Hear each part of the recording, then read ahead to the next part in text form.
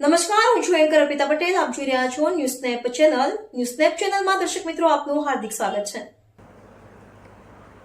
દાંતાના તરસંગ અડેરણમાં પાણી માટે પોકાર. 15 દિવસથી ગંદુ પાણી આવતા રોગચાળાની દહેશત, તંત્ર ઘોર નિંદ્રામાં.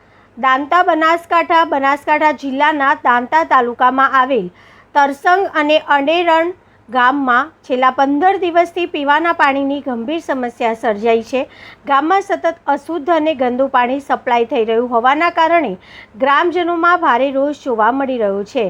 તંત્રની ઘોર બેદરકારી. સ્થાનિક લોકોના જણાવ્યા અનુસાર આ બાબતે ગ્રામ્ય પંચાયતના સરપંચ અને તલાટીને વારંવાર લેખિત અને મૌખિક રજૂઆત કરવામાં આવી છે. તેમ છતાં પણ સત્તાધીશો દ્વારા હજુ સુધી કોઈ નક્કર પગલાં લેવામાં આવ્યા નથી. ગામના લોકોનો આક્ષેપ છે કે સરપંચ અને તલાટીની આ ઘોર બેદરકારીના કારણે આખું ગામ મુશ્કેલીમાં મુકાયું છે. આરોગ્ય સામે મોટું જોખમ. ગામમાં આવી રહેલું દૂષિત પાણી પીવા લાયક જ નથી. જો આ પાણીનો ઉપયોગ ચાલુ રહેશે તો બાળકો અને ગર્ભવતી મહિલાઓ ગંભીર બીમારીનો ભોગ બની શકે છે.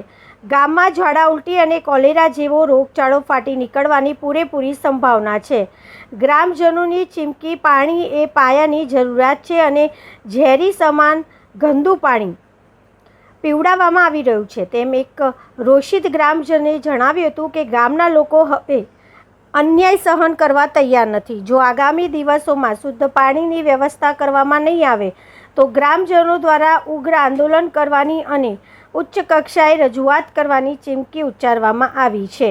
રિપોર્ટર બેચરજી ઠાકોર.